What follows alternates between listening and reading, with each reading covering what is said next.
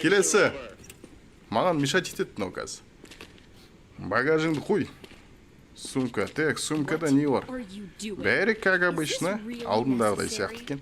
Қарындас, сіздің аузыңыздан қан ағып тұр, көріп тұрмын. Бірақ шапкаңызды шешсеңіз, кішкене кішігірім проверкадан өтеміз деген сияқты оны жерде.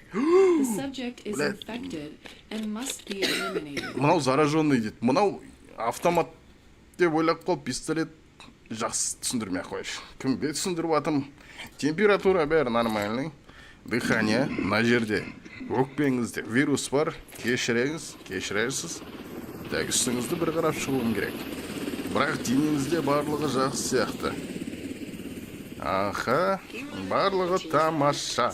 Бірақ та сізде кашель мен кішігірім аузыңыздан қан аққаны бар екен. Бірақ біз сізде багажыңыз нормальный. Кішкене кашель бар, жөтеліңіз бар екен. Температура жағы барлығы нормальный. Аузыңыздан қан ағып тұрған болмаса, үстіңізде синяк жоқ сияқты. Или синяк бар ма? Артын тексермедім, вроде мен. Артын тексермеген сияқтымын. Так, артын тексердім бәлі. Үстіңізде синяк еш нәрсе жоқ. Пока что біз сізді аламыз.